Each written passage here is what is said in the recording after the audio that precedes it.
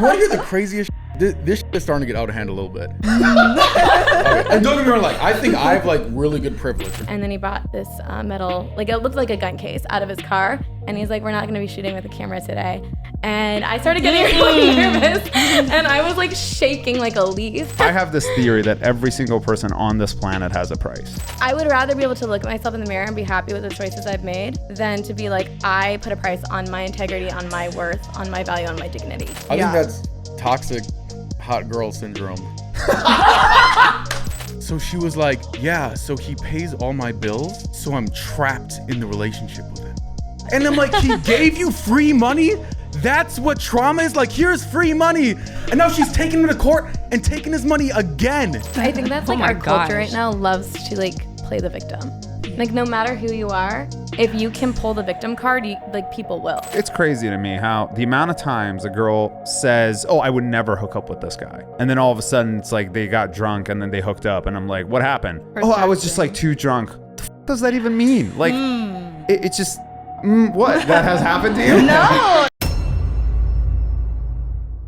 Welcome to Unattainable. Glad to have you with us and hope you'll continue to be a part of our family for the foreseeable future. And if so, please hit that subscribe button. I am Mohammed Malai here with my incredible co-host, Zach Evans, and our amazing guest of today, Juliana, Blaize, and Emily. Welcome to the show. How's it going? Thanks. Going great. So we'll have you guys introduce yourself, how old you are, where you're from, what you do. Emily, take it away. Hi, I'm Emily Vo. I am 24 and I'm from Indianapolis. And I do project management for residential construction. Awesome. Blaize. Hi, so I'm Blaize. I am 29. I'm originally from Atlanta, but I've lived all over. I dabble in a little bit of everything, so it depends on the day. Weekdays, I do marketing for a catering company, and on the weekends, I bartend. Nice. Awesome. When did you move to LA? About 2 years ago. 2 years, actually, October. So. Oh, dope. Awesome. Juliana. I'm Juliana. I'm 29 as well. And I work as a model and do social media influencer stuff as well. Awesome. Fantastic. How's your modeling experience been so far? I mean, it's been great other than the 2 times I almost got trafficked. Oh, shit. That's a story. Yeah.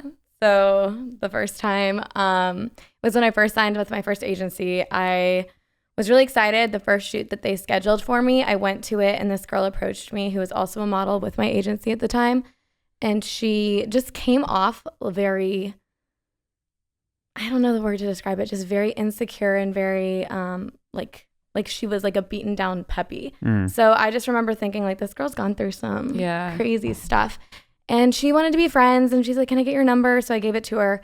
And then immediately when I left to go on a date with my boyfriend at the time, she called me and she was like, hey, like left me a message, like I need you to call me back immediately.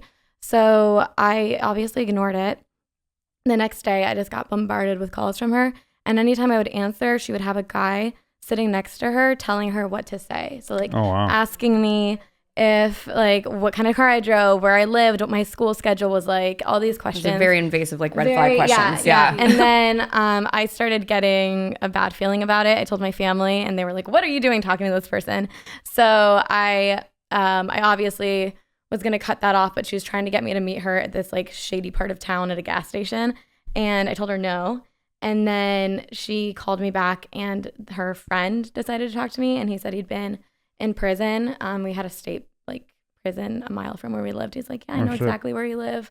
I was in prison there. Like, this is what you're going to do. You're going to take her. You're going to meet her at this gas station. You're not going to tell anyone where you're going. And I'm like, do you think I'm stupid? Like, I would have been like, I work for the FBI. Yeah, you got the wrong person. I called the police. My dad hired a private investigator, the whole thing. They were traffickers. And then the second time was when I moved out here and it was during COVID and a guy hired me to shoot face masks. So I was like, okay, whatever. If you pay me enough, I'll do it. And I went to the shoots and it was just very obviously a setup. And so he had come with like a blacked out sedan. He had a blacked out SUV in the driveway. The gate was locked once I got in. There was no one else that I could see there, but he gave me a fake name. So when he got out of the car, it was a different name. He was using 2 different phones. He was in this like $5 million mansion with these like gimmick face masks. And then he brought this metal, like it looked like a gun case out of his car. And he's like, we're not going to be shooting with a camera today. And I started getting really nervous. And I was like shaking like a leaf. And he's like, what do you think I'm going to do to you? And I was like, honestly, I don't know. Turn me into a face but mask. I had taken a picture when he saw me. Like I took a picture of both of his license plates and I sent them to he didn't know my service wasn't working. So it was like really slow and it wasn't sent yet. But I had sent it. I was like, if you do anything by the time we leave, it's probably going to go through and they'll know who you are. So anyway, I got out of there pretty fast. But after that, I started getting calls from escort services and they were like, yeah, somebody who you shot with gave us your number and we'll hire you for like $1,000 an hour to go meet these men. And I was like, no, like stop calling me. And like, I don't want to talk to you anymore. So it got kind of bad. That's crazy. It was crazy. That's traumatizing. It was for sure. When you said $1,000 an hour and you said no, is there a price that you would have said yes to? Oh, heck no. Like, I am not there's no price on me. Okay, so I have this theory that every single person on this planet has a price. So if somebody gave you $1 billion, you would say no. No. And he was hot too. That's bullshit. Also no. It's There's not. no way. It's not. You would say no to $1 billion. I would I say would yes say to no. $1 billion. I know most people would, For but a guy, you're like, I'm not like other girls. Kidding. I wouldn't do it. I've been offered Do a you lot of know money. how much I've been $1 offered billion? a lot of money. I I don't would think you never do know it. how. Okay, it's not girls' math. No, girls math is such a thing. Girls math is such a thing. $1 billion. $1 billion, you never have to work No, ever I again grew up in your in life. a very affluent family. Like I'm familiar with money. So then, how? I just don't understand. It's just $10 billion. because for me, $100 billion. your integrity is not for sale. So if somebody wants to put a price on that, then they like. I would rather be able to look at myself in the mirror and be happy with the choices I've made than to be like, I put a price on my integrity, on my worth, on my value, on my dignity. That is not priceable. Like you can't buy that from me. So it's like, if I wanted to have $1 billion, then is that more valuable to me than like my self-worth and my dignity, my integrity, which once you get it, like you have the money, but like I say your mental health and your mental peace is priceless. yeah. And like that's worth more than money and doesn't gold. make you happy. Like I can attest to that because I grew up with money and I mean, great experiences and I loved my experiences growing up, but like ultimately, you know, you can have money and be very lonely. So when you date a guy, the money is not a factor in who you pay. It's the smallest factor. here's the other thing too. I think for girls, like, I'm trying to figure this out. Why do girls care about making money anything over like $80K, $100K a year? Like if I was a girl, like the only reason I want to make more money than that is so I can have like a cool ass car and like a mansion, blah, blah, blah. So then girls will think I'm cool. Like if you're a girl, like that doesn't matter. Like what does status do? Like it doesn't do anything. You know what I mean? Are you saying like why would a woman want to make over like 80 to 100K? Or Yeah, like just yeah, in let's general, or say- date somebody over 80 to 100K? No, make Like, yourself. make yourself. Yeah. Like once you make 100K, you can live in a nice place. You can like buy anything you need off Amazon. You can drive like a Toyota Corolla or something, you know, gets you from point A to point B. Like what? I don't understand the point of like making more money. Vacation and freedom. Yeah, You could vacation on your definitely own. have financial freedom. Yeah. You You know? went on vacation recently, didn't you? Yeah, I did. Where were you? I was in London. Uh-huh. It's It was fine. I know. amazing. Yeah. Right. Was that on your own dime or what? Or did a guy take you? It's not what it looks like, but it I wasn't have on no- my own dime. I have no idea what it looks like. Tell us. Well, my roommate is dating this guy who makes music, and he wanted her to come to London. And then he was like, take your roommate with you. I love her. Uh-huh. I was like, okay, sure. And it was a lot of fun. So you just tagged along. Yeah, Trip all was paid for. You didn't have to do anything. correct. Great, Yes, it was great. amazing. Those are the best types I of was like, trips. they definitely had a few straight couple fights and like bickered in the street here and there. But So you were toxic third wheeling. I was watching. And You're like a they- moderator. I was just like, Wait, did you say straight couple fights? yeah. Are there gay couple fights that Gay- are different than I straight mean- couple fights? now, I would now I'm rather- curious. I'm invested. Not to like put anyone in a box, but I feel like when a straight couple fight, it's a lot more toxic and there's a lot more masculinity involved. they fought a lot about his masculinity. Describe. Yeah. So elaborate on this. Okay. So we were in London. It's our first night in London. It's Saturday night, and we are in line to go to this really cute club called Tape.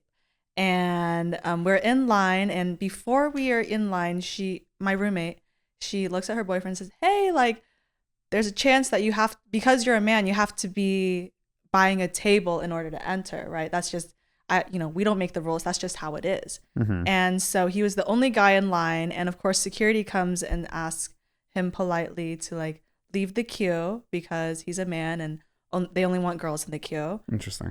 Line, excuse me. And he doesn't like that because while security was asking him to leave, his favorite soccer players were watching him get asked to leave. And it really hurt his ego. Oh, and so for the rest of the night, for about 2.5 hours, they were fighting.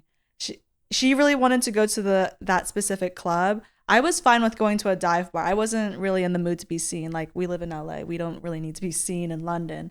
So I was like, can we please just go somewhere else? But it was really important to her that she could stand up to him and do what she wants and have her own freedom. But I just wanted to go out and drink. I was gonna say, at that point, like, if you guys are all going together and one person can't get in, just like go somewhere else, you know? Yeah. It's like You the said night's early. It was very important to her to stand up to him. Yeah. What does that mean? They've had a history where she She might watch this, she though. yeah, she might be watching this. They've had a history where she was his number one supporter, someone that was always about him, and she wants her own life now, and one of those things Built up resentment. Yeah. She basically is now acting out. Yeah. Got it. Okay. So they get in a fight, and then he says what? He says, "You're not allowed to go to this club by yourself?" He said, "I flew you out to London. I flew your best friend out to London. And now you want to go to a club without me. Can we please just go somewhere else?" She was like, no. And eventually she caved in and said, "Okay, fine. We go somewhere else." But by the time they were done fighting, that just seems insane to me. It was insane. I think she's in the wrong in this one. Like, absolutely. There's like no scenario where like I she's just my don't roommate. understand. I stand with her. I mean, of course you have to. There was this thing Zach said the other day. It was like, it doesn't matter what comes out of the person's mouth. You have to have their back, because it's just like, that's, we live that's together. who you, yeah. That's like so ride or it's totally die, understandable. ride or die. I get it. But the fact that you can't compromise and go somewhere, given the circumstances, that this is not, like, it's just like, I can't even, like, I don't even know what to say, that how crazy it is. Yeah, Like, it's I just mean, like, she eventually what the agreed. I agree with you. I'm kind of confused because you described it as his toxic masculinity that caused the fight at the beginning of the story. Yeah, it is. Because the roommate, what, you think he was? There's two issues here. She didn't want to go somewhere else besides that one club, and he was, the way he exploded was totally out of hand. To fight and to bicker in the street for 2.5 hours. By the time they were done bickering, alcohol sales were over. I was sober the entire night because of it. But isn't it like, okay, I feel like that could have been avoided if she just would have been willing to go to another place to beginning. I from the agree. beginning. I think that's toxic hot girl syndrome. I'm dead. You want to hear the craziest shit? This shit is starting to get out of hand a little bit. Okay. And don't get me wrong, like, I think I have like really good privilege. I'm white, straight male. I'm like here, and I'm a Pisces, so I'm like Pisces, yes. The only privilege that beats me is hot girl privilege. It's like one step above even what I can do, right? But like, okay, so I want to date this girl. This was probably like a couple years ago or something like that. Dodged a bullet on this one. I was like, Neo in the Matrix is fucking. So we start drinking wine, and whenever I drink wine, we like open up about my like feelings and do all this like simp shit, blah blah blah. So we're like talking about her trauma, and she's like, "Yeah, the last guy I dated, he abused me, and like I'm taking him to court." I'm like, "Oh, this, like, I don't even know this guy. I'm just like, piece of shit. Wow, so he's horrible, blah blah blah." I was like, "What happened? Like, did he hit you?" She was like, "No, not physical abuse, you know." I was like, "Oh, like emotional abuse." She's like, "No, not emotional." I was like, "What other?" I was like, Financial? "Verbal abuse?" Like, That's what she said, financial abuse. And I was like, oh, so he like Was it stole like the your Tinder money? swindler? Like, No, it was crazier than that. So she was like, yeah, so he pays all my bills, so I'm trapped in the relationship with him. And I'm like, he gave you free money? That's what trauma is? Like, here's free money. And now she's taking him to court and taking his money again. That's crazy to me. Were they Or am I together tripping? for more than 5 years? No, it was like, I don't know. Maybe Well, like I 6 don't months. think that would stand. okay, in so yeah, court. you did dodge a bullet like Neo in the Matrix, 100%. Yeah, like, yeah, that was some crazy shit. I think that's Oh like my our culture right gosh. now loves to like play the victim. Yeah. Like no matter who you are, if you can pull the victim card, like people will. Mm-hmm. So it doesn't matter who's in the wrong. If you can somehow twist that to make yourself the victim and them the perpetrator. And I honestly hate that because I feel like even with this like, oh, everyone's like toxic masculinity or whatever. And I'm just sitting here like, if you say toxic femininity, you don't hear that. You never hear that. And it's just our culture yet again pitting people against each other unnecessarily. I think that's also why I don't take anything you say to me like at face value. You know, it's like you really have to decipher and like dig deeper and like find out the truth yourself. Mm-hmm. Mm-hmm. We were actually just talking, I think yesterday on the podcast or a couple days ago, and this girl had this story, and I hear this all the time in LA, where, oh, this guy's either so creepy or he's aggressive, he's toxic, all this narcissist. I've noticed then- that a lot in LA. Like I went and this girl was like, this guy wants to buy me a date. He's like such a creep. Like we need to ditch him. I'm like, what's wrong? But I'm also from Atlanta, so this is like a whole different culture. I'm like, what's wrong with that? Like he's not a creep. He's a decent guy. Like just like say no, I'm not interested. Simple as that. But you don't Yeah. have to like label drop. You know, yeah, exactly. like No, but a lot of girls, they'll say that, and then I'll find out later on, oh, they hooked up like 5 or 6 times. And I'm like, but in the story, he was creepy on the first date, but then they still hooked up. So I'm like, I don't understand like what the disconnect is, or if it's like afterward red they got flags mad don't at him. get better. Like they get worse as time goes on. So Yeah. It's crazy to me how the amount of times a girl says, "Oh, I would never hook up with this guy," and then all of a sudden it's like they got drunk and then they hooked up, and I'm like, "What happened?" Oh, I was just like too drunk. The f- does that even mean? Like, it's just what that has happened to you? No, it's projecting. Meaning, They're projecting that it seems like there was some underlying wanting to hook up with them, and they were just so ashamed of it that when they're drunk, it just came out. So they're ashamed when they're sober, but a part of them wanted to do it to begin with, Yeah. but they never want to admit that. Yeah, sometimes. So they blame it on the drunkenness. Yeah. Interesting. I think a lot of people just don't want to be honest with themselves or others, you know, Right. for a lot of different fears, like insecurities, you know, rejection, things like that. So What's your current relationship status? Very single. Very single. Why very single? Just because like I don't even like to date. I don't know. I've had some really bad experiences, so I'm just kind of at a point where right now like it would take What's something the worst very one? different. I had a very fast relationship that turned into an engagement really fast, and found out that he was a pathological liar. Basically, lied from the first date and just every day moving forward until 2 months before the wedding. He called me and told me, which I appreciated. If you're ever gonna watch this, but it was just like so devastating. I was like, oh my gosh, like this is finally somebody I thought was like different, and then completely, breaks your trust again. So I don't know. I just think that it's hard to find like quality men now. And I'm not saying that like men are bad, but I think that I think it's probably the same for a man, I don't know, to like find a woman who he feels like has a lot of like character qualities, because now people are more concerned about themselves than anything else.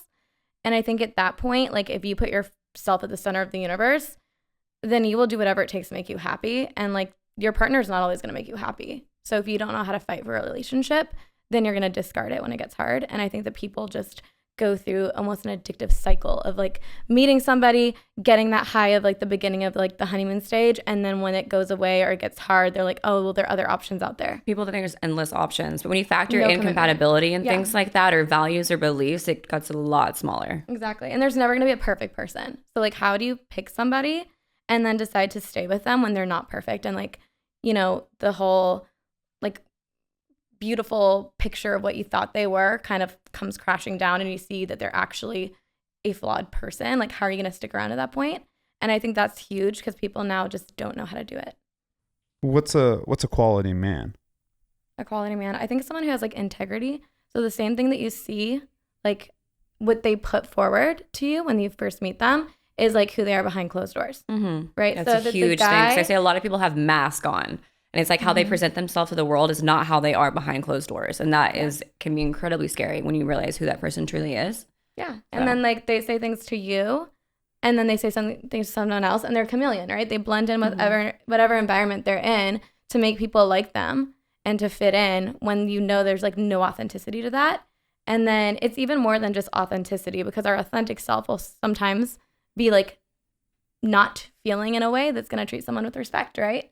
And to go past that and have integrity and to stand up and say like, hey, I don't feel like being respectful in the way I talk to you right now, but I'm going to like override my emotion and have the emotional maturity to give you respect even when like I'm triggered and I don't want to do that. And there are just not a lot of people who know how to like have that. And that's where you find like a quality person. When was the last time you went on a date? I don't know. Like May. Same. I'm like, Okay, so I can't imagine you haven't been getting hit on. So you all have the been time. getting asked out, Yeah. you're getting hit on. Yeah. What's the reason you're saying no? I have like at this point, I have developed a lot of discernment when I talk to a guy, and I can tell pretty fast, like, what is he using to like get my attention?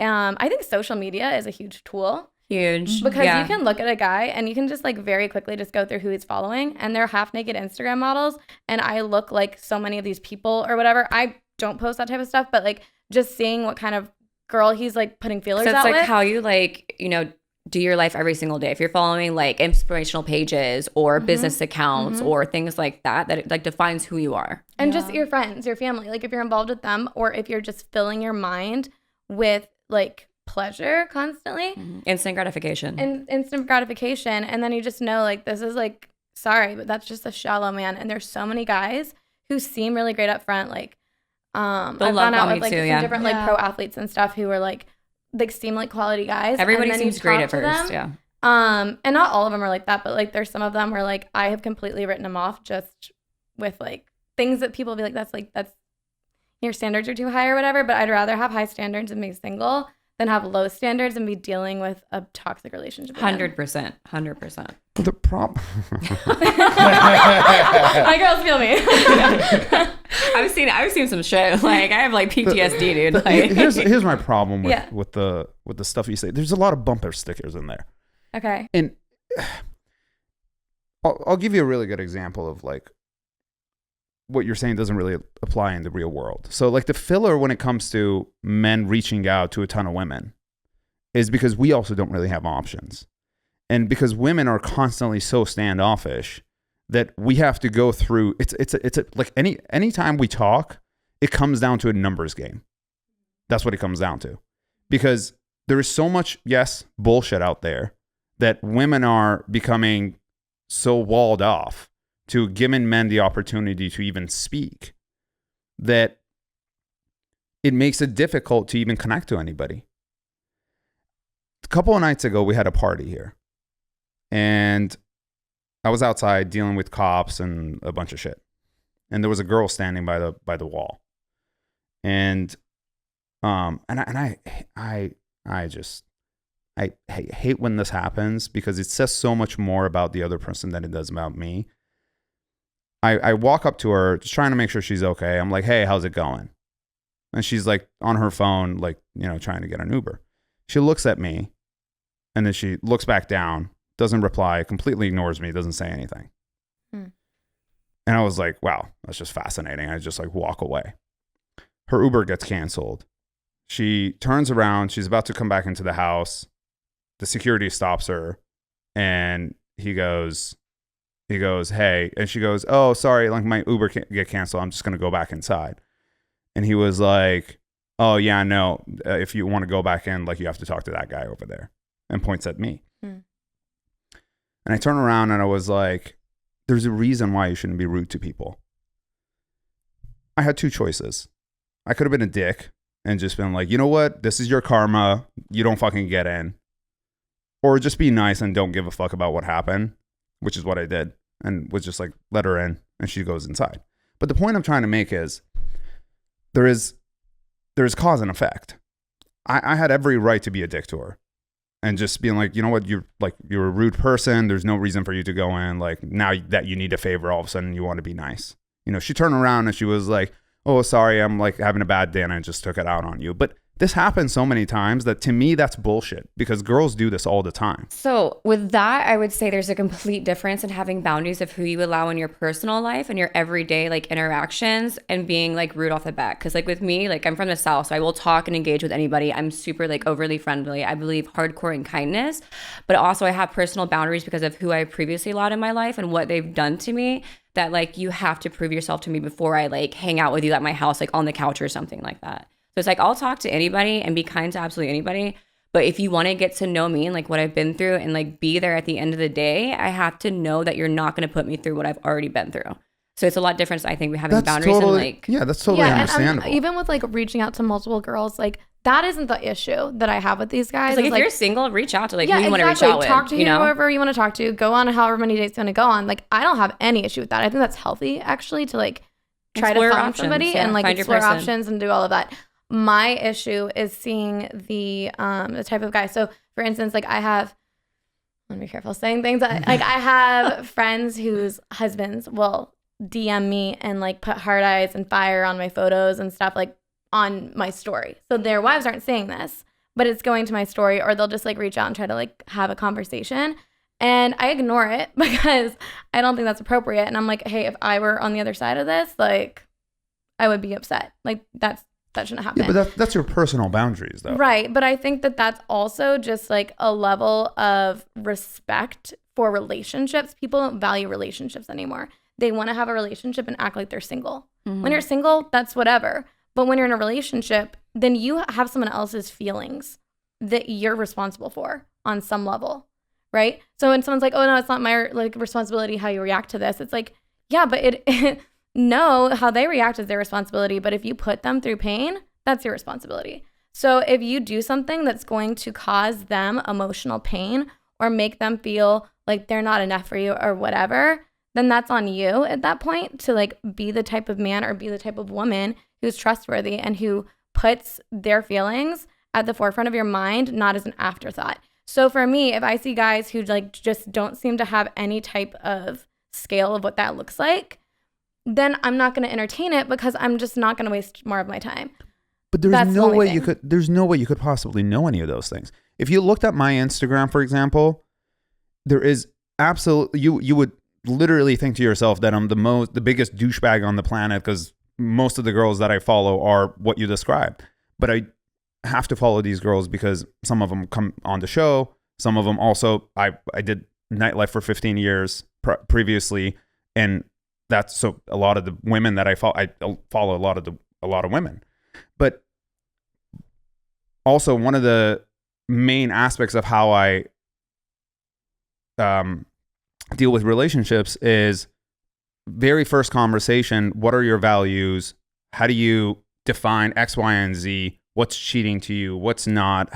What are your boundaries so I can understand? But that is good. See, that's a good thing because then you're taking the initiative to like make sure you guys are on the same page so no one feels blindsided later on. Yeah, but the problem is if I ever hit you up, you would never reply to me because you would look at my followings. So we wouldn't even get the opportunity to have a conversation where I could tell you any of these things. I feel like you're also an exception because like you have worked in nightlife for so long. Like if I'm like, let's say I'm looking at a guy and he works in, I don't know, like just for example, financing or something, and he's following like 10,000 models. I'm like, okay, this is. There should be a relevant. I have questions. Yeah. I have questions. It's like you can decipher and use like divine discernment to kind of like know what it is or not. You know, like if someone works in entertainment, there are exceptions like, all the time. It's just that my problem is there's a lot of judgment on you guys' end.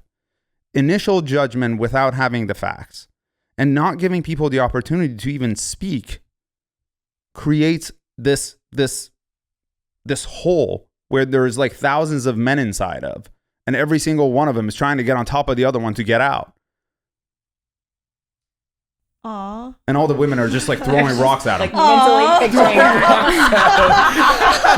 Go for someone that will go for that. Like, I think it's also just like kind of comes down between like, okay, so if that's something that's like important to me, then I'm also not going to control someone in a relationship. So I'm not going to say like, hey, unfollow this person or whatever.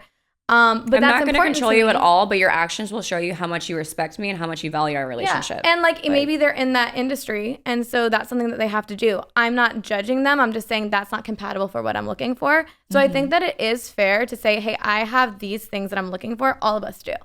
And to be like, this is what I'm holding to. Maybe you don't fit in that like category of what I want, but I don't think you're a bad person, and I don't think you're like a douchebag or whatever. Like, I think that you can have your life and do things your way, but I also know that might not be compatible with what I'm looking for. So there's like it's not a judgmental thing. It's just a like narrowing down what you want, because you've already gone through a lot of things and you've found what you want. And it's like, I'm sure you're found speaking out from past more of what you want. experience as well too, right? Yeah, and it's like, I mean, honestly, for the guys that I've dated for the most part, like that wasn't as much of an issue. I just kind of dated more like the love bombers. And so that's something I always look out for too. But, Same. Yeah. My dating history is a disaster. Please tell us. Oh God, which one? Wait, the last disaster. The biggest disaster, whichever comes first.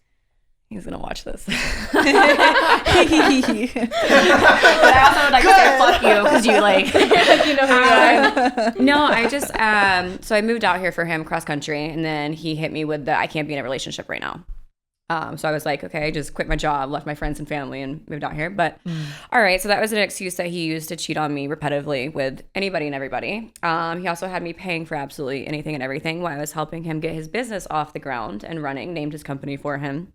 And yeah, it was just a repetitive cycle over and over and over. Yeah, but okay. Jesus Christ. But it was it was my fault, because like Okay, there I we go. allowed that. Thank you. You know, so yeah, so I finally got out of it, and now I'm like single, and I'm not looking to date at all. I want to work on myself, you know, make sure I'm reading great books about having healthy boundaries, you know, more like identifying red flags, toxic behavior. The only reason I stayed in that so long is because I moved out here and like didn't really know where to go. So once I finally figured all my shit out, I got out of that. So then I was like, I'm not gonna go through that pattern again.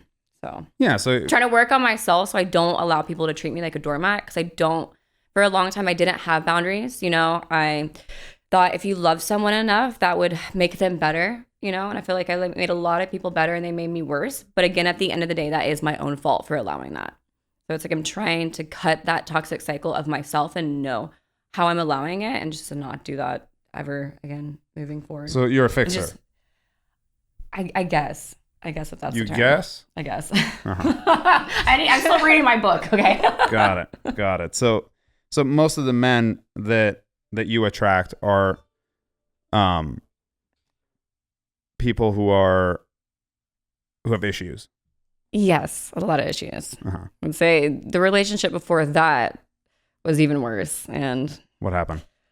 he put me in the hospital. So yeah, I'd have reconstructive shoulder surgery. I was still placing screws in that. Left me in a lot of medical debt. Crazy. So I've actually had a lot of like legitimately toxic relationships. But again, at the end of the day, it goes back to like stemming from my childhood and stuff. So I'm in therapy. I'm reading all the books. I'm healing. I'm doing the right thing, so I don't go through something like that again. And I think that's where you're coming from with like having hard boundaries and like identifying the red flags ahead of time, so that you don't end up in situations like that. Mm-hmm. So from the very beginning, when you meet these men, what's the thought process? So I'd say I got love bombed. So I got love bombed hard, and I had codependent and attachment issues. So I identified my self-worth and my self-value for how they treated me. So in the beginning, it was this, and if you've ever gone through like a narcissistic relationship, it is a different level of like extreme. Like there's trauma bonding, and it's like a psychological drug addiction in your brain. So when you're coming out of it, it's like almost detoxing from heroin. So it's this whole psychological warfare, I call it, and it makes you question your like grip on reality at the end of it, and you think that you're the crazy one. So it's just a slew of things.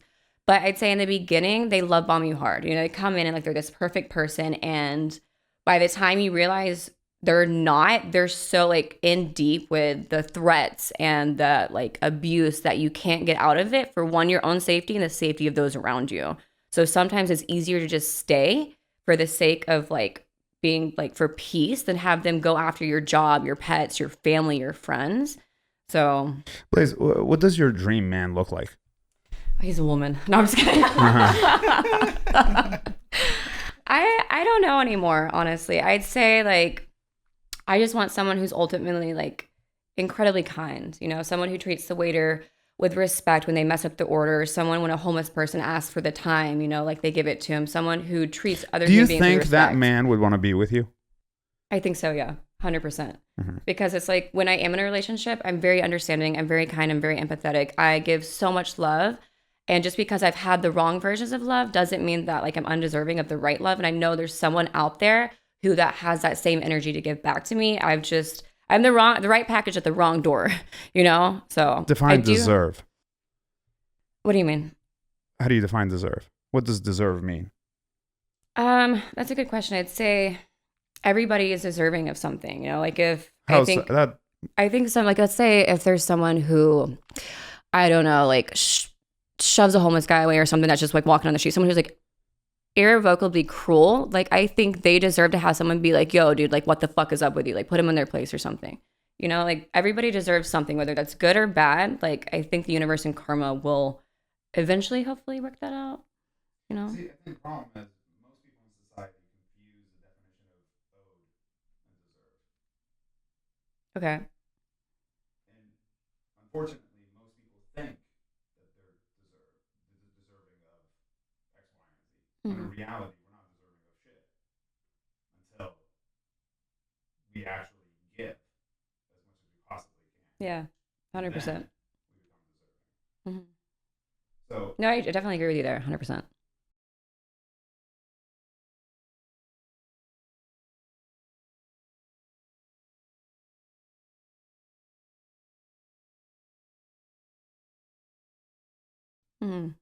because and this is going to come off a little harsh. No, totally, So completely. forgive me. No, it's okay. It's okay. Like I can take it. Trust me. Because you didn't deserve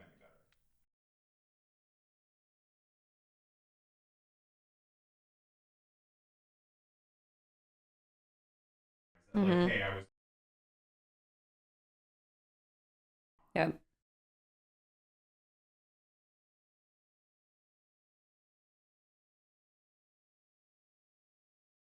Yeah.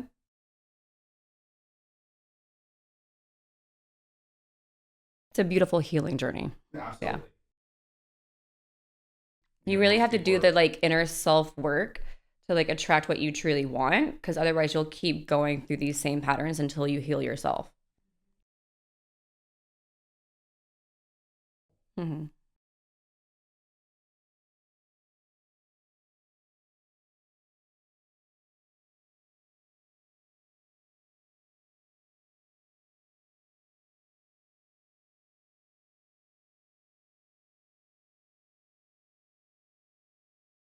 Mm-hmm.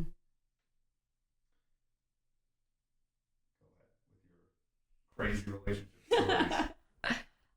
I haven't really ever been in a relationship. I've just been dating here and there. Yeah, She I'm inspires me. 24. I was in college and I was seeing people. I see people here and there, but I haven't ever been in a super committed relationship where we try to build a future together, or I take that person home and introduce them as my boyfriend or girlfriend. The longest situationship? Probably maybe 10 months. That's pretty long. I was gonna say, yeah, that's pretty Yeah. long. Yeah. Longer than But some of my here's actual the question: relationships. how many dates was the 10 months? Because there is 10 month, and like you see a guy, you know, Like once a month or something. Yeah, like 2 times, and that's not really anything. I was traveling a lot, so I would be out of town for a month. It was last year, and I was traveling every single month for work. Like I would be in Houston for 3 weeks straight, or I would be in Dallas, Texas, or Colorado, just working a lot. So this was the person that I would always come home to basically, when I was back at my home base in Newport Beach, I'd always come home to him. What do you mean come home to? Just like have where you someone. lived? Yeah. Not like I didn't live with him, no, but Uh-huh. he was like the person that was consistently always trying to Got it. pursue So me. kind of like your comfort person. Hey, what are you up Yeah. to? Okay, let's Okay. get food. Yeah. Blah, blah. But Yeah, he was but he exactly. wasn't there when you came back to your house or apartment. Yeah, or whatever. correct. He was not Got it. allowed unless I consented to it. Yeah, we weren't close like that, but we Naturally. Okay. You just show up and he's there one day and you're like, where did you come from? He's like, I moved in. Surprise, honey, I'm Boxes. home. Okay, and then what happened? Why did it end? It was going in the direction of relationship, right? But I found a video on his phone of him cheating on me. Not cheating, but like definitely doing the nasty with a different girl. I was like, I don't think this is relationship material, so it's time for me to exit. Okay. Yeah. So you weren't in an exclusive relationship with him, or you were? He told me that I was, and I mean, I wasn't really seeing anyone. Mm-hmm. I never really confirmed or anything because at that point, I navigated well in something that wasn't defined. I was traveling a lot. You know, if I wanted to see someone else traveling, I could. But he said he wasn't with anybody else, or he wasn't Yeah. going to be with anybody else. Correct. So he didn't correct. say, are we exclusive? He just said, oh, I'm not going to see anybody else. You can do whatever you want. Yeah. Kind of thing. And then at one point, I wasn't seeing anyone else, and it got really close to what we would consider a traditional relationship. Uh-huh. And he was really trying to convince me that he's not seeing anyone else. But I have spidey senses, like Intuition. I have intuition. I have the spidey senses. So I kind of knew something was up, and he would give me his password to his phone. He's like, just go through it. And I was like, okay. So I did. He allowed me to, and I just saw the video of him doing the nasty with a different girl after him telling me. Mind was that when he So he recorded him having sex with another girl. Yeah. Uh-huh. Okay. So and then once you found out, what was his defense? What did he say? He said, this was during your birthday. This guy needs a new lawyer. oh my No further questions, Your Honor. Guilty, Your Honor. Wow. So this happened. Happy birthday present to you. Like. So I found it in April, and we were like really close to being in a monogamous relationship in April. And I was, so first I found an earring. Let's scroll back. So I found an earring, and I'm like, what's this? He's like, well, It's my this was grandma's. yeah. He said that this was during your birthday. Like I was seeing someone else during your birthday. We were fighting, and I was like, okay. And then he's like, you could go through my phone. Go ahead, look. And I go on his phone, and we all know that Coachella is in April, right? Yes. Okay. And the girl in the video had a Coachella bracelet on, and my birthday is not during Coachella. It's in February. So I realized that. The Sherlock Holmes. Yeah, the calculus. I realized that it was literally a week ago. So I found the earring a week after it happened, and the timestamp and everything on the phone confirmed that it was a week ago as well. And I was like, man, this person's not for me. It's time for me to exit. So Uh-huh. for you. yeah, Uh-huh. I Do you, exit. do you strictly? So what type of guys do you date? Do you strictly date Asians or That was the doesn't first really matter? Asian I dated, and maybe even the last. I don't know why. I for some reason knew he was an Asian man. I don't know why. Yeah, he was an Asian man. He's Uh-huh. half white, half Asian. He was nice. Except for that, he was just also, Except for that. he was lying a lot, and I was just so over it at that point. Okay. Actually, I was in denial, and I was like, we could get through this. Used 2 weeks to get over it, and came back one day, took all my stuff, made him delete every single message on his phone that I ever sent, made him delete every photo of me, just so. Why? Because why does he get to remember? I don't want him to reminisce. I don't want him to know who I was when I was vulnerable. Like it's none of his business to look Interesting. back on, because I was so truthful and so vulnerable, and I felt really betrayed when I saw that. Mm-hmm. So I was like, delete everything. You don't know me. I don't know you. When we see each other in public, we don't know each other. Uh-huh. Uh-huh. Yeah. And then he said, okay. Yeah. I was very nice to him. It took a lot of convincing, but yeah, I got it done. I was like, this is so unacceptable. Like, he played me, and he did feel guilty because he should have. And to be on my good side, he agreed. And then I blocked him on everything, and now he wanted to be on my good side. I'm like, you're on my good side, but you're gonna be from a distance, buddy. It's like I still have love for you, but just from a distance. Like I wish you Yeah. well, just and you can still, you're just not at my table. I don't like Interesting. being lied to. So here's the thing that I never understand. So, okay, All right. you guys kind of have this common thread of like, yeah, I want a guy who like treats me well, doesn't be mean to the waiter, nice to homeless people, blah, blah, blah, like this kind of guy, right? Mm-hmm. In our friend group, the guys that are the nicest, most genuine, Oh, God. morally sound guys Yep. have by far the hardest time with girls. And like when I used to be like, when I grew up super like Catholic religious parents, I used to be super nice and polite and blah, blah, blah. Couldn't get girls for the life of me. And then finally I was like, F this shit. I'm just going to do like boy shit. And then got way more girls. But then girls are always like, no, I want the nice guy. I'm like, no, you don't. Like, what do you mean? I'd say maybe also look at the, like, no shaming, but the type of girls it pulls as well, because they could also be fuck girls, because there are, you know, fuck girls just as there are fuck boys. None of y'all would date any of these guys. I think, okay, so from my perspective, because I've thought about that too, because I've seen that happen. Like, you know, the good guys who approach me, I'm just like, I'm not into you. And I don't have a reason not to be. I just don't feel anything. I have a reason. But I know. I figured it out. What is it? Go ahead and tell me. It's Beyonce. Beyonce killed it. Okay. Beyonce's All right. unraveling the relationships of Western civilization as we know it. So here's the problem. You got to put this in like the highlight. Beyonce destroys dating. Okay, guys nowadays Mm-hmm. are being taught to be more feminine, right? If you watch any movie, the masculine guy is the jock football player who like shoves the kids into lockers. He's fucking pushing the wheelchair kid down the stairs. Like they make him into the biggest asshole. And then the nice little simp who rides his little bird scooter to class with his little helmet. At the end of the movie, the girl just realizes, the hot girl, oh my God, I'm in love with you. Of course, the scooter guy is a supermodel, but they just put glasses on. Look, he's a nerd, just like you fucking nerds. He's not a nerd, he's a Clark supermodel Kent. with glasses. You know what I mean? It's like so obvious. So guys are being taught to be fucking simps. And then girls are taught the opposite. Beyonce, Rihanna, Cardi B, you're a bad, you run shit, blah, blah, blah, take control, blah, blah, blah.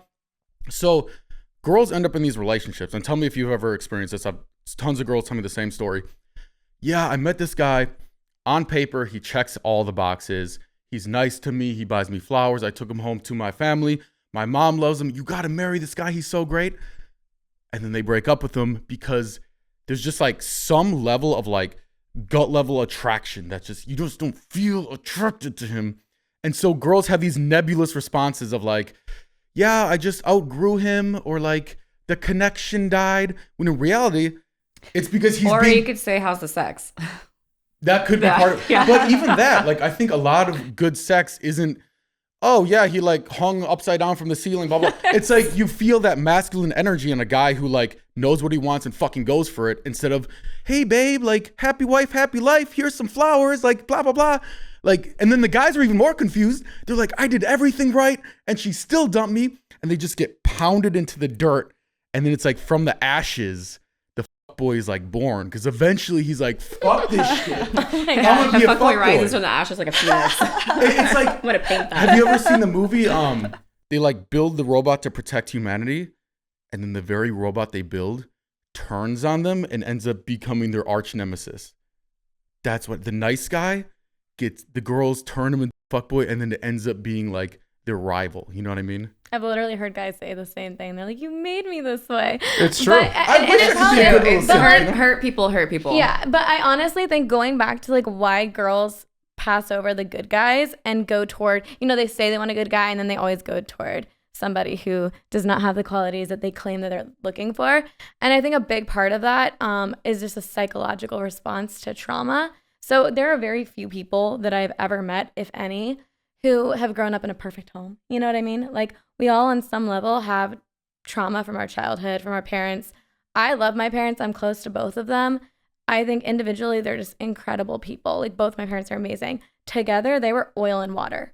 So like growing up there was fights and there was tension and there was not a proper view of marriage in the family. We were a tight-knit family. We did everything together. We traveled the world together. But it was just like very toxic relationship dynamics between them. So for me, I have instilled in me like the values of what I'm looking for. I know logically what I want, But then when I have that, there's just no spark. There's no chemistry. It's boring. It's boring. It doesn't feel like what I associate love with. And what I associate love with is a little bit of stress and tension and jumping through hoops and not knowing where the person stands on certain things and a lot of just tension. And tension, we can like mistake that for like chemistry, and we can mistake that for like sexual tension when it's really just mental, emotional tension. Yeah. And I think that the girls who want the good guy and maybe they don't want to repeat patterns they saw in their families just don't feel a spark because it's not like, it doesn't feel like home to them. And what feels like home and what feels like love is a guy who has some of those toxic behaviors that they saw, not necessarily from their father or from their mother, but maybe with their dynamic. So I think that's why it happens. I do think that's part of it, but I do think on a larger scale, it's more just like guys are being like, they're too much pushover. They don't stand up. They don't have a backbone. They don't have like, and there's like a healthy way to do it. And then there's like the boy, like unhealthy way to do it, like the gaslighting way to do it. Yeah. And I think guys are never taught like the healthy way to do it. So then they end up in this like toxic thing and they're like, oh, well, this works. I started acting like this. All of a sudden, all the girls like me. I'm going to keep doing what I'm doing, you know? Yeah. And by the way, it's the same for guys too. Like there's girls, like if there's a super hot girl, right? Just bombshell, perfect face, Victoria's Secret, blah, blah, blah. And then I walk up to her and she's a complete horrible personality, entitled. Even though I don't like her, I will still be attracted to her. Really? You know what I mean? Yes. And That's a turn off for me. like my d- will still get hard for, like, sometimes I get mad. I'm like, bro, she doesn't deserve you. Like, go for like better people. But that's just the reality. You're not attracted to what you like. You're attracted to one thing. You like something that might be the same thing, or it might be something else. You know what I mean? I don't know if I agree with that one. I think the opposite is true, but for men, I don't. I see a girl who's a, and I just want to strangle her into non-existence. Like strangle her during sex, or strangle her just in general. Both, I suppose. Exactly, that's my point. No, not in sex. I mean, I'm just not attracted to girls who are like that. I think that type of attitude is just rubs me so much the wrong way, and I think it's because I grew up with a mother who constantly was telling me, be nice to women, do this, open the door, do this, don't walk past a woman, make sure like she's protected, all this shit. And that's what I did my early 20s, constantly being nice and like constantly getting shut down. And I was like, what the fuck is going on? And then I became the biggest asshole on the planet. And it's just like, women love it. It's a crazy. Have you guys ever seen Shark Tank? Yes. You know, Shark Tank, they're like, it's not about your product. You have to give the market what the market wants. Yeah. It's like that. It's like guys are just giving the market what the market is responding to, you know? That's really a perspective, actually.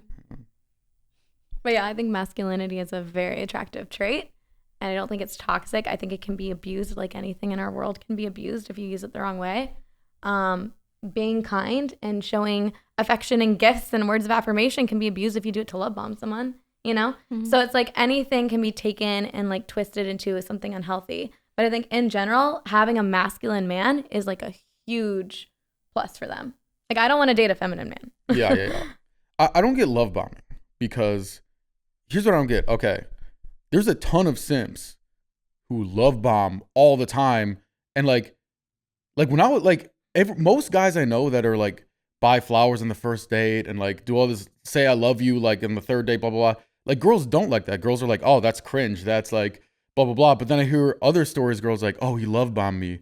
So I'm like, how come it works when they love bomb you?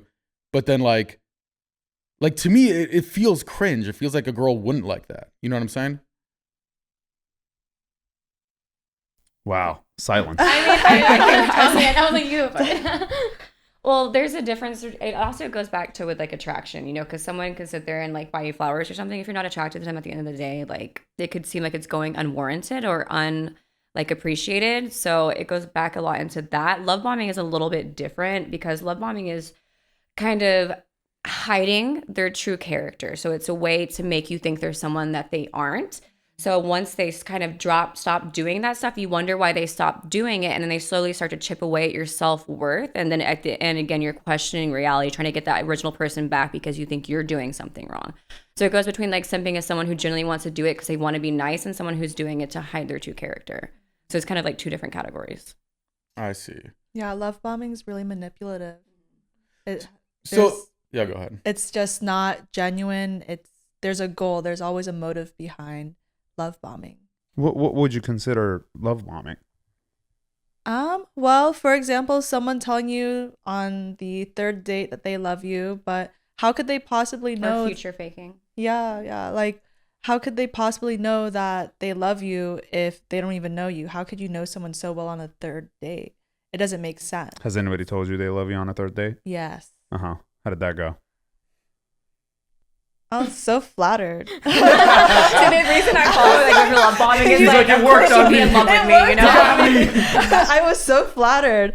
And then, after a while, their true colors show. And I'm like, oh, I don't think this is what love is. This is someone that just really wants me around. And They have something to gain from you and to use you in some way in order to gain advantage. Yeah. They just wanted me around, and they would do anything it takes and say anything it takes to keep me around. I mean, how long was that going on? 10 months. Oh, that's the same guy. Interesting. I think, sorry. Go ahead. With like the love bombing, I think something that separates it from like the simp who just showers you with like compliments and presents and whatever is that it has that same like undercurrent of toxicity that the girl's attracted to. So it's not just the good guy who's like being extra nice. It's like a toxic guy who is showing you a side of him that looks like a good guy. So you're like, see, I finally found a good guy who I'm also like have chemistry with and I'm attracted to, because something in your subconscious realizes they're actually toxic. So that like feeling of chemistry and stuff that you're seeking, and you feel like you only find it in bad guys, now you found it in a good guy who treats you right, when the whole time it's like a bad guy who's just wearing a mask. And so I think that there's like this subconscious thing happening where they know what they're doing, and you're like feeling this like energy from them, and it just feels like insane chemistry. And then you're justifying it to yourself because all of their actions are looking sparkly clean, and then the underlying thing is still toxic. And as anyone can probably attest who's been in a toxic relationship, it's super magnetic, it's hard to an get out. addiction. Yeah. It's an addiction. It rewires the like neurons and stuff in the pathways in your brain. So it's another thing, like you were saying, like when you have been in toxic relationships, a healthy love does feel boring because you're so used to the extreme highs and the extreme lows. It's like a roller coaster of emotion. So it's very, very intense and very low. I just disagree with that. I think it's internal. If I've never wanted a toxic relationship, every time I was in a toxic relationship, I've recognized that the person is being extremely toxic. I think that's why it's not that you want it. You're just more easily susceptible to falling into the same patterns because you've experienced it before. So it feels more normal until you break the pattern and realize this is not normal. This is not healthy. Other people aren't experiencing this or dealing with it. See, just like you, I'm a fixer. Okay. I try to fix people. And for my past relationships, every single one of them had the same pattern, which was they had issues that I saw solutions for, and I tried to fix them. That's also a great quality that Coming to realize, sure. But the issue becomes being a giver. You start to give so much. Yeah, you start to try to fix for as long as you possibly can. You understand the definition of commitment. And so you commit because you said you were going to. You do what you said you were going to because that's who you are as a person. Come to realize that there is no fixing it. You can Commitment only help is a one-way somebody else street. so much until they can help themselves. For sure. Commitment is a one-way street. And the relationship just wouldn't work. It's just not going to work. And so once I realized that, all I had to do was just fix that part of me, which was stop trying to fix people. 100%. It's a powerful realization. And a lot of times for people, it comes a lot later in life than you expect it will. But once it does, it's honestly life-changing. Yeah. So I don't particularly think, for some people, yes, like you said, they continuously go through the same cycle over and over again. But once you recognize, if you're not the toxic one, and once you recognize that you're able to disconnect from that toxicity, then anybody that you would attract ends up becoming the person who's compatible with you. They're as giving as you are, and there's nothing to fix.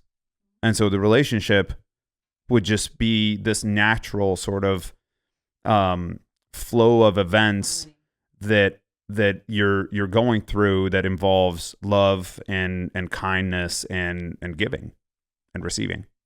Mm-hmm.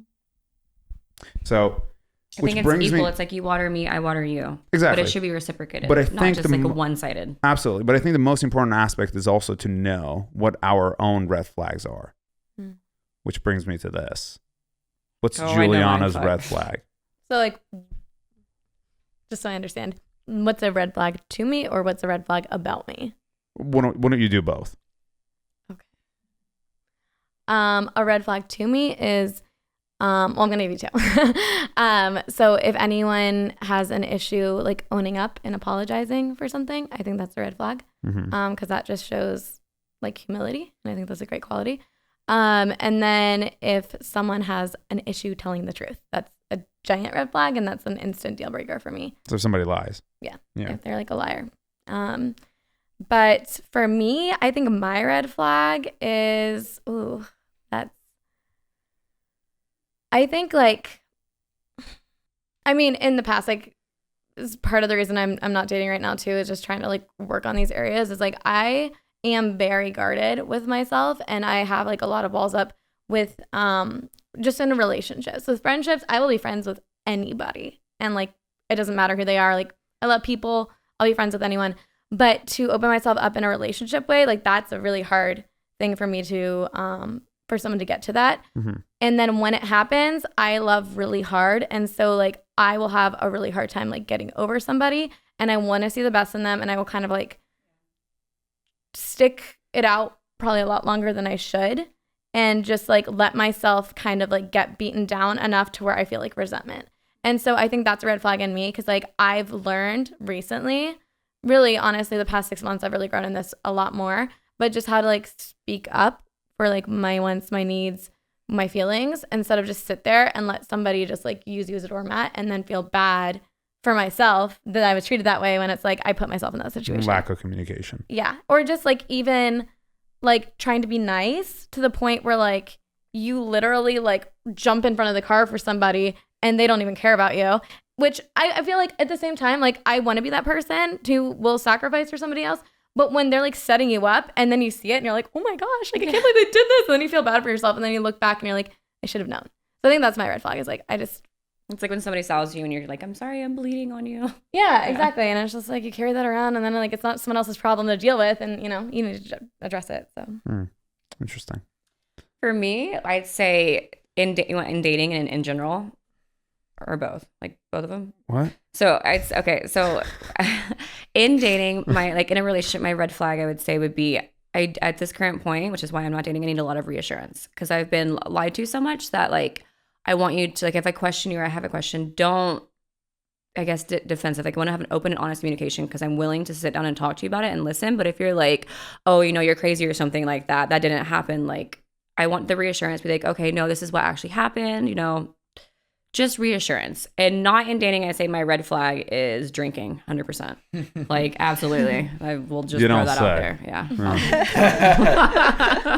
You're like, I'm too fun. First is too fun. Yeah, but like in general, it's like, you know, because I talk to everybody, you know, I'm very, very friendly. So a lot of times that comes off as and perceived as flirting. So a lot of times, like in dating, you gotta like reel that back, because I'm aware of it. So interesting stuff. Yeah. All right, Emily, go ahead. My red flag or the red flag that I see in others is someone who's not really willing to work on themselves. Someone, like you said, who doesn't really like to admit that they're wrong. Because the second you admit that you're wrong, it's acceptance, and it's, you know, the path of being a better person. It's a journey to being more and understanding and having compassion. So someone who doesn't want to work with themselves, total red flag for me. A red flag that people would see in me is I have some commitment issues. I'm just scared. I was going to say that in the very beginning once you started talking, and I was like, I might be wrong, and I just hate to be wrong. Do I look like I have commitment issues? Is that what you're saying? Yes. Oh, why? What about my appearance makes you think that? No, I have not your commitment appearance. It's when you were talking. It's Oh, not. okay. Yeah, it's not. I'm not. I can't. I don't have that superpower. Well, ish. But no. No. When you started talking about the never been in a relationship, 24 years old. That kind of is a red flag. Well, the other ones I've been in, I have to admit, I did sign NDAs. I don't know what that means. Non-disclosure agreement. I know what an NDA is. So you have been in a relationship. What is this, like, not 50 that Shades you of can Grey? talk about? Yeah. Now I want to know. Why can't you talk about it? Because I signed an NDA. No, I know. Because they're celebrities? Because they're celebrities or they're rich? Emily, or we No know comment. Emily, we know what an NDA is, but the NDA doesn't apply if you don't say names. Well, I don't want to share. No, that's totally fine. But you could share like what you don't have to share specifics. You could share the part where it applies to you, not to them. Does that make sense? Like, what does his name rhyme with? No. You don't have to talk And about also, that. those were I was so much younger and I lived in a different state. You're saying you were in a relationship, but you signed an NDA, so you can't talk about it. That's what you're saying? Yeah. Okay, got it. Can I start doing that?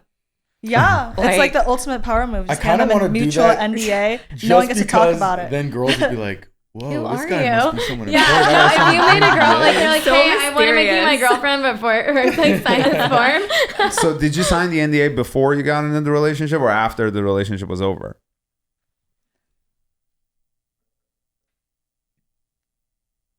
Before. Okay. Why did it take so long? She's trying to think if she can say it or if Yeah, she's probably going through the NDA in her mind, like, what did I'm just, I like, say I picturing wanted See, to here's do? the Well, thing. defamation's Like- real. Like defamation is real. Someone could really slander you and ruin everything you've built. No, absolutely. But I mean, there's no way for anybody to know who you're talking about. So Yeah. that's but also you didn't sign an NDA to not talk about signing an NDA. So technically speaking, you could talk about the NDA signing, which was in the very beginning of the relationship. Yeah. How much was your attraction toward whatever person these are? Was it because they're a celebrity or was it just you like them as a person, you thought they were hot, blah, blah, blah, blah, blah? Or is it both? They're just very kind, loving people. Okay. Yeah. Okay. Oh, Very, we don't very- have to get into it. But I do have a question, Very just kind, a loving general people. question. I don't know. It's not like anyone. It's not like they spent a lot of money on me or anything. They just made me feel super. There's more than one NDA. What am I doing wrong with my life? Like, oh my god, I'm reinventing myself with NDAs now. No, yeah, it's There's perfect. more than one The NDA. mystery is nice. Wait, so if you get married one day, are you allowed to like tell your husband who you were in a relationship with, or is that? I mean, I hope my husband is my best friend and someone who will never betray me. So So you'll tell him, but no one will know that. no. People don't really understand the purpose of NDA. That NDAs are for you to not to defame someone. Yeah. It has nothing, like you could talk about whatever you want to talk about in But if reality. somebody's like married and they have like, not saying that your situation was like that, but if like No. they're married and they have like a mistress and they might have her sign that, because then by just saying that they are with this person, that is defaming them because now they're an adulterer, right? Isn't that kind of? Sure, but as long as you're naming someone. But the reality is nobody's going to take you to court because you told a story without naming someone. I mean, that's such a waste of, I mean, they won't even win to begin with, so it doesn't really matter. But anyway, did you want to say something before? Oh, so here's okay, for the whole like celebrity like status thing. So I've heard guys in LA do the very like cringe bragging where it's just so obvious they're trying to like oh, what's your favorite movie? Oh, Iron Man. I know actually Robert. Oh, I call it I know- pitching themselves. It's a 60-second interview that they pitch themselves to you. Yeah, and it seems Ew. like so cringe to me. Like it seems Yes. so. It's like they're not even trying to hide it anymore. Yeah. They're just blatantly say it. I will But- say I feel like that's just an LA thing though, because Yeah, like very much. I came out here and I'm just like, am I like are you interviewing me? Am I interviewing you? Like, what's going on? It's very much like an elevator pitch almost. Yeah. But the weird thing is like I will see girls like cringe and kind of like eye roll and kind of like and even like talk about somebody like, oh yeah, he's like so cringe, he's like trying to brag, blah blah blah all the time. But then I'll still see these guys getting girls, and I'm like, do girls just not care? Is it like they know it's is it they're not aware that it's kind of cringe, or is it they know it's cringe, but they're like, but he still has some status, so I'm still gonna. Yeah, I feel like LA in general is a very opportunistic city. So people kind of want to see what they can get out of you, and in order to gain advantage and get ahead. So a lot of people will go for that just because you name drop, because they're looking to like social climb or something like that. So one of my exes was like the worst at that of anyone that I know. Like he was like, oh yeah, like Justin Bieber and I are on like a first name basis, and they were, but like I was just kind of like, and like I did kind of do some like digging, and I was like, okay, they do know each other, but like it was just one of those things where I was like, I did find it super annoying. Like anytime we'd watch a movie, he's like, oh, I know him, like I know her, like oh, I have their number. We dated the same and I guy. was like, I get it. You know everyone in Hollywood. I was like, how many of these people? We'd like go to the mall, and he'd be like, oh yeah, I used to date her, like all this stuff. I'm like, cool.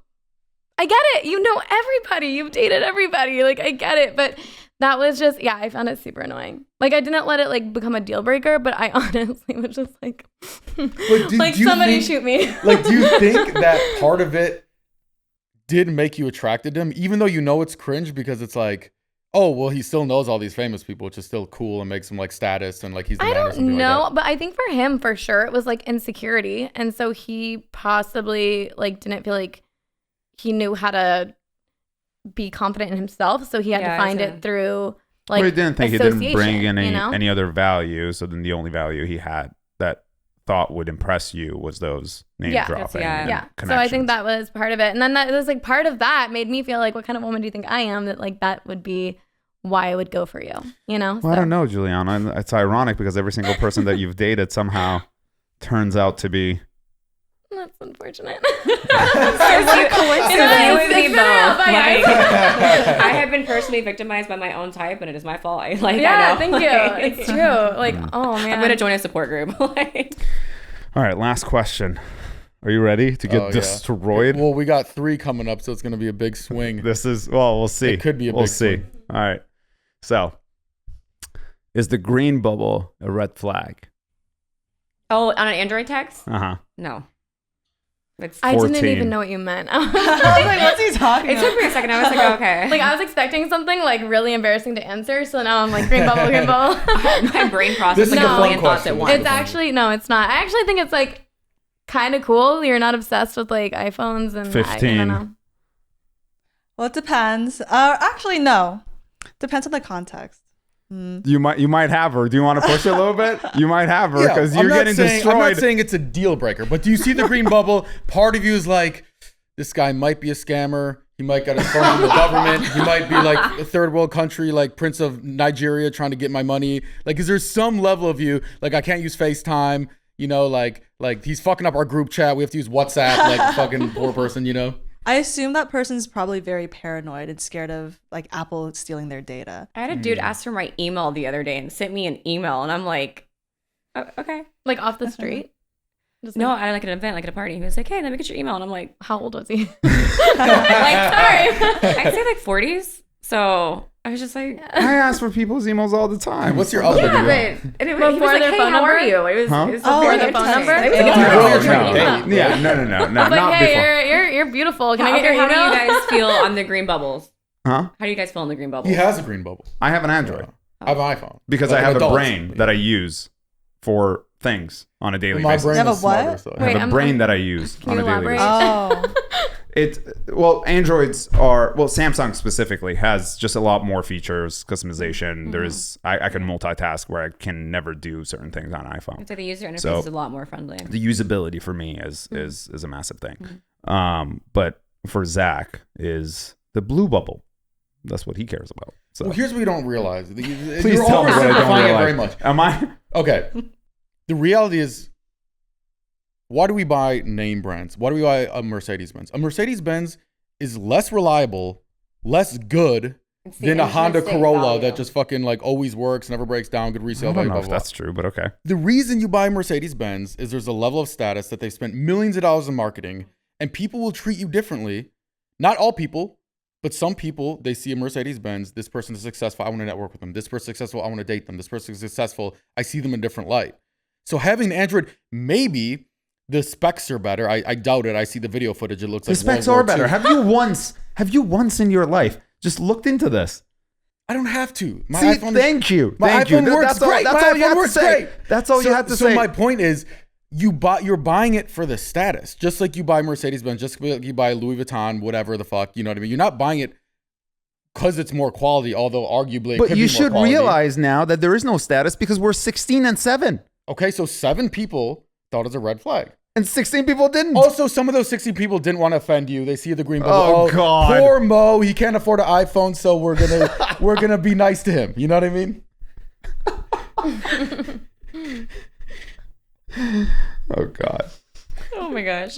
Whatever makes you happy. I also associate the green bubble with someone who's really innovative, like someone who doesn't care about the status. You don't have to be nice to Mo now just because I No, said that. no, I mean it. I mean it. It is because very true. I know That is, by definition, who I am, actually. Yeah, I noticed that, or I read a while ago that Apple, before they even created the first iPhone, they studied cults.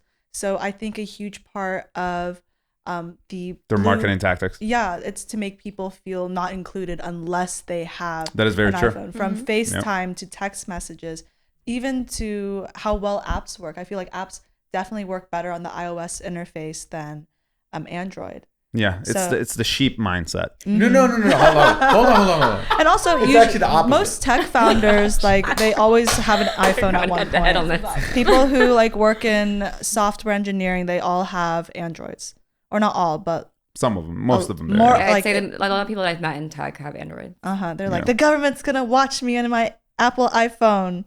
Like, they're not gonna watch on the Android. So there's this argument that people have iPhones are sheep, right? Blah, blah, blah. Yeah. It's actually, I have an iPhone because I'm a shepherd. Because Okay. I'm aware. Do I get an iPhone because I love the color blue and the blue bubbles? I don't care. But I know it's a tool that's going to make my life better because a certain percentage of the population are going to say, hey, you have an iPhone, you're successful. This Android makes you not successful. So I make the sheep bend to my will based on the status signals that they see. So it's actually the opposite. I think it's really just user preference, but the fact that you said you're a shepherd, that's gold. That is just straight gold. the truth. I'm like, I want an iPhone just because you said that. I am a shepherd of iPhones. Sign me up, Steve. Apple's gonna reach out to you and ask if they can We use just that. Tim with Cook, you. Tim person Cook. now. We're looking for sponsors. You should be that for Yeah. Halloween, the shepherd of iPhones. Like, Thank you so much for coming on the show. Really appreciate it. You guys have been absolutely amazing. Thank you for watching. We'll see you later.